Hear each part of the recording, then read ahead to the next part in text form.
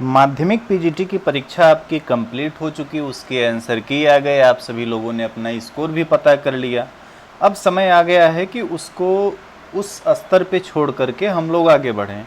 तो अगला जो टारगेट या अगली जो परीक्षा है आप सभी की या मैक्सिमम लोगों की, मैंने एक चैनल पे अपने पोल भी कराया तो मुझे ये देखने में लगा कि काफ़ी सारे ऐसे लोग हैं जिन्होंने राजकीय इंटर कॉलेज यानी कि जीआईसी पीजीटी में अप्लाई किया है।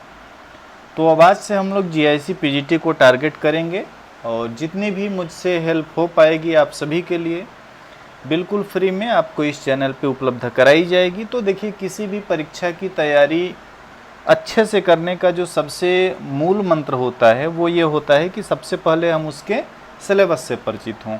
यानी पहला काम ये होना चाहिए कि हमको पाठ्यक्रम की ठीक ढंग से जानकारी हो।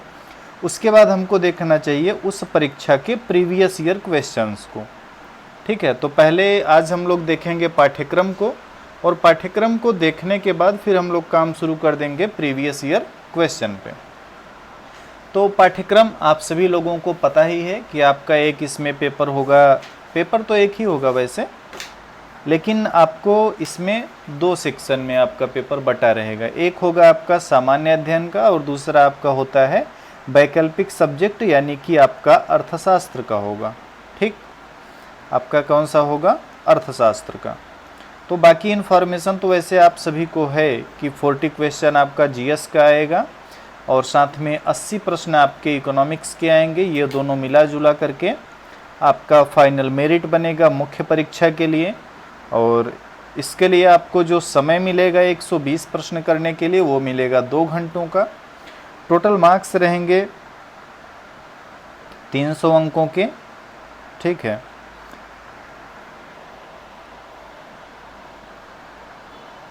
ये 300 अंक का कैसे हो गया? इसका थोड़ा सा भी कंफ्यूजन है, देखा जाएगा बाद में जितना भी होगा।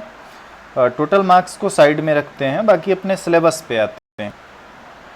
तो इसमें जो पहला आपको 40 क्वेश्चन मिलेगा उसके लिए अब ध्यान से देखिएगा आपको क्या क्या पढ़ना होगा। उसके लिए आपको सामान्य विज्ञान की जानकारी होनी चाहिए, जनरल साइंस।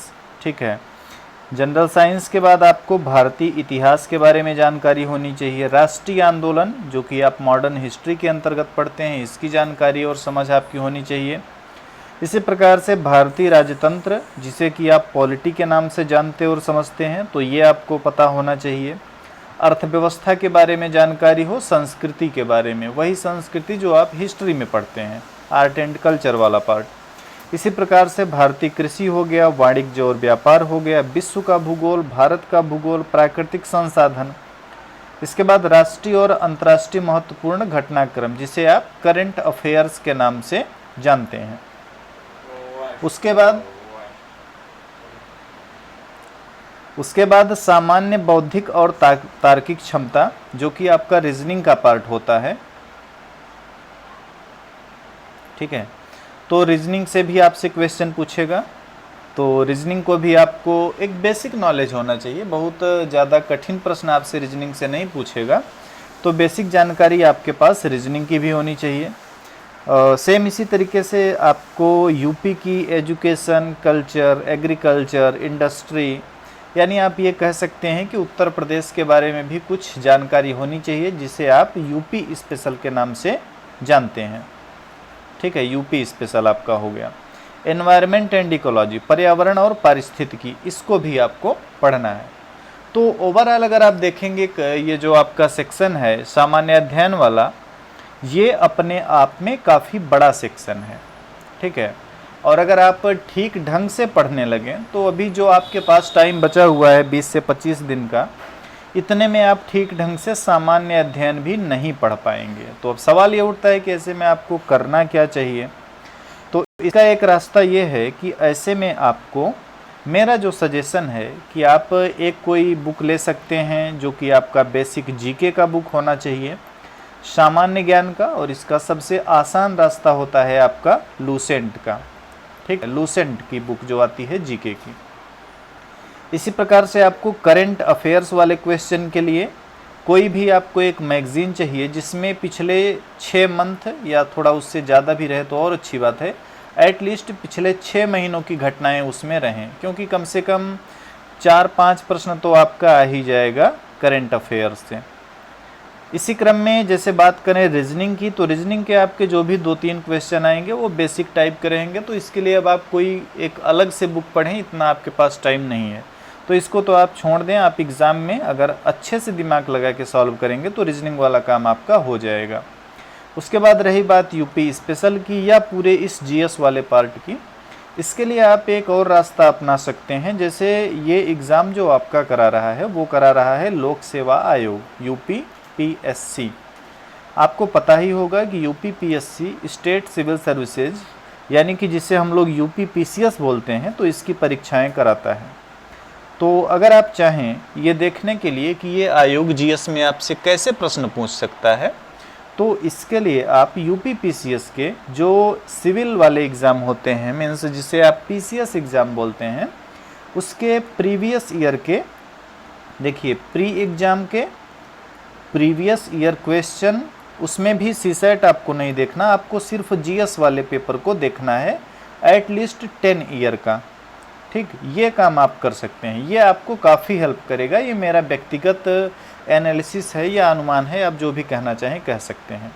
तो इस तरीके से अगर आप इतना भी काम कर लेते हैं, इतना भी अगर आप काम कर लेते हैं, तो ये जो 40 क्वेश्चन आपके परीक्षा में आएंगे सामान्य अध्ययन में, इसमें आप 30+ कर सकते हैं। ठीक है, तो ये रास्ता मेरी तरफ से आपके लिए जीएस का होना चाहिए। उसके बाद आगे बढ़ेंगे, इकोनॉमिक्स के सिलेबस को देखेंगे, और जो आपका ये इकोनॉमिक्स का सिलेबस रखा गया है, सेम यही सिलेबस आपको मुख्य परीक्षा में भी करना रहेगा। तो ये जो सिलेबस है आपका जीआईसी पीजीटी का इकोनॉमिक्स का, अगर आप इसे कंपेयर करेंगे चाहे एनटीए नेट के सिलेबस से या जो आपका माध्यमिक का पीजीटी का सिलेबस था, यानी जिसे हम लोग आमतौर पे यूपी पीजीटी बोलते हैं, तो ये सिलेबस काफ़ी हद तक यूपी पीजीटी के सिमिलर है, यानी इससे काफ़ी मिलता जुलता है, नेट से लो लेवल का है। तो नेट को तो आप पढ़िए, आप यूपी पीजीटी के स्टैंडर्ड के हिसाब से आपको अपनी प्रिपरेशन करनी है, और इसमें आपका जो यूथ वाला बुक है वो काफ़ी हेल्प करेगा। ठीक है, जिनके पास यूथ की बुक है उनको काफ़ी मदद मिलेगी। अब अगर यूनिट वाइज सिलेबस की बात करें, तो देखिए माइक्रो इकोनॉमिक्स में आपको उपभोक्ता व्यवहार का सिद्धांत देखना है, मांग विश्लेषण यानी पूरा का पूरा आपको कंज्यूमर थ्योरी देखना है, तटस्थता वक्र विश्लेषण हो गया, फिर आपको उत्पादन के सिद्धांत देखने हैं, उत्पादन फलन, लागत, आगम वक्र और मार्केट देखना है। इसके अलावा माइक्रो इकोनॉमिक्स में आपको कुछ भी नहीं पढ़ना है, यानी जो फैक्टर प्राइसिंग वाला एक आपका सेक्शन था यूपी पीजीटी वाले सिलेबस में, जहाँ पे आप लाभ के बारे में पढ़ते थे, जहाँ पे आप लगान के बारे में पढ़ते थे, जहाँ पे आप मजदूरी के बारे में पढ़ते थे, ये सारी चीज़ें यहाँ पे आपको नहीं पढ़नी है। ठीक है, तो अगर आप सिलेबस को देखेंगे तो माइक्रो इकोनॉमिक्स में आप देख सकते हैं कि इतनी सारी चीज़ें आपको नहीं पढ़नी है। फिर आगे बढ़ेंगे माइक्रो इकोनॉमिक्स में, तो यहाँ पे आपको नेशनल इनकम देखना है, इसकी विधियाँ वगैरह देखना है, फिर रोजगार के मॉडल देखने हैं, किन्स के क्या सिद्धांत हैं उसको देखने हैं, उपभोग फलन, निवेश, मुद्रास्फीति, इसको नियंत्रित करने का तरीका और व्यापार चक्र। अब यहाँ पे भी आपको काफ़ी कम चीज़ें पढ़नी हैं, तो आपकी जो पढ़ाई होनी चाहिए वो सिलेबस के अकॉर्डिंग होनी चाहिए, साथ में प्रीवियस ईयर क्वेश्चन के अनुसार होनी चाहिए। ठीक है, तो ये हो गया। फिर आप मनी एंड बैंकिंग में देखेंगे मुद्रा की अवधारणा, कार्य, पूर्ति के निर्धारक तत्व, परिमाण सिद्धांत, इसमें आपको फिशर का देखना है, कैम्ब्रिज का देखना। फिर आपको केंद्रीय बैंक देखना है, व्यापारिक बैंक, और केंद्रीय बैंक कैसे साख को नियंत्रित करता है। तो इतनी सारी चीज़ें आपको मनी बैंकिंग में देखना। पब्लिक फाइनेंस में आएंगे तो टैक्सेशन आपको देखना है, जो विभिन्न घाटे होते हैं वो देखना है, बजट के बारे में, पब्लिक एक्सपेंडिचर यानी कि सार्वजनिक व्यय के बारे में, सार्वजनिक ऋण यानी पब्लिक डेब्ट के बारे में, फाइनेंस कमीशन और फिस्कल पॉलिसी, इतनी सारी चीज़ें आपको पब्लिक फाइनेंस में देखनी।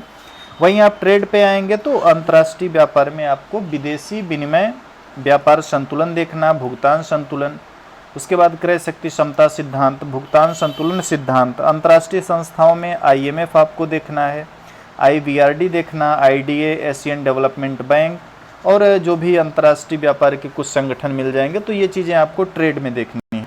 फिर जब इंडियन इकोनॉमी की बात करेंगे तो यहाँ पे अर्थव्यवस्था की जो प्रमुख विशेषताएं हो गई, फिर नियोजन हो गए, जनसंख्या हो गई, गरीबी, बेरोजगारी, कृषि से संबंधित जो भी चीज़ें आपको मिलती हैं, उसके बाद फिर ग्रामीण विकास से रिलेटेड जो भी बातें हैं, औद्योगिक नीति हो गया, प्रमुख सुधार वगैरह हो गया, और सार्वजनिक क्षेत्र के उपक्रम, ये सारी चीज़ें आपको इकोनॉमी के अंतर्गत देखनी। स्टेट्स में भी आपको लिमिटेड चीज़ें देखनी, जैसे इसकी डिफिनेशन, अर्थ, महत्व, फिर जैसे कि केंद्रीय प्रवृत्ति की माप जो महत्वपूर्ण हो जाती है, अपकिरण की माप, सह संबंध, इंडेक्स वाला सेक्शन आपको देखना है, सूचकांक हो गया, सैम्पलिंग हो गया, और ये आपका टाइम सीरीज हो गया, यानी कि समय श्रृंखला विश्लेषण। तो इतनी सारी चीज़ें स्टैटिक्स में देखनी है।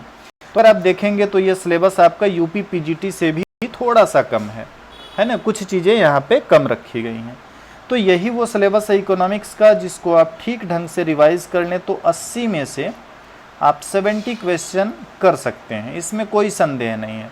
कुछ लोग कहते हैं कि इसके क्वेश्चन जो है कठिन आते हैं यूपी पीजीटी की तुलना में, तो ये बात सही है, लेकिन फिर भी इसका जो लेवल है वो नेट की तुलना में डाउन रहता है। अगर आपने नेट के प्रीवियस ईयर के क्वेश्चन देखे होंगे तो उसकी तुलना में इसका जो है क्वेश्चन का स्टैंडर्ड कम रहता है। यूपी पीजीटी में बिल्कुल फैक्चुअल चीज़ें पूछता है, बिल्कुल फैक्ट पूछता है, तो इससे कंपेयर करेंगे तो ये थोड़ा सा कठिन होता है, थोड़ा सा, बहुत ज़्यादा नहीं। तो ये ओवरऑल सिलेबस है। ध्यान में ये रखना है कि इस टॉपिक से रिलेटेड जितने भी क्वेश्चन आपको कहीं से मिलें, चाहे वो माध्यमिक पीजीटी के हों या नेट एग्ज़ाम के हों या फिर जीआईसी के पेपर हों, इन टॉपिक से रिलेटेड सभी प्रीवियस ईयर क्वेश्चन तक आपकी पहुंच हो जानी चाहिए अगले 20 से 25 दिनों में।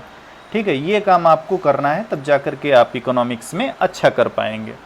तो ये रही सिलेबस की चर्चा। आप लोग भी ध्यान से इसको देख लीजिए और अपना जो भी रिसोर्सेज आपको पढ़ने में यूज़ करना हो उनको इकट्ठा कर लीजिए और फिर से शुरू कर दीजिए। माध्यमिक पीजीटी हो गया है, अब उसको छोड़िए, उसमें जो भी होना था हो गया, अब आगे बढ़ते हैं हम लोग। तो जीआईसी में आज आपको मैंने सिलेबस से परिचित कराया। इसके बाद जो इसमें अगली वीडियो आपको मिलेगी वो मिलेगी प्रीवियस ईयर क्वेश्चन से। प्रीवियस ईयर क्वेश्चन से आपको एक दिशा निर्देश मिलेगा कि किस तरीके से आपको अपनी तैयारी को करना है। किसी भी परीक्षा के पहले के 20 से 25 दिन काफ़ी महत्वपूर्ण होते हैं, तो यही वो टाइम है जब आप अपनी तैयारी को शुरू करके परीक्षा में अच्छा परफॉर्म कर सकते हैं। इस वीडियो में इतनी ही बातें। अच्छा लगता है तो लाइक ज़रूर करें, दोस्तों के साथ शेयर करें, और किसी भी प्रकार की क्वेरी हो आप कमेंट बॉक्स में मुझे पूछ सकते हैं।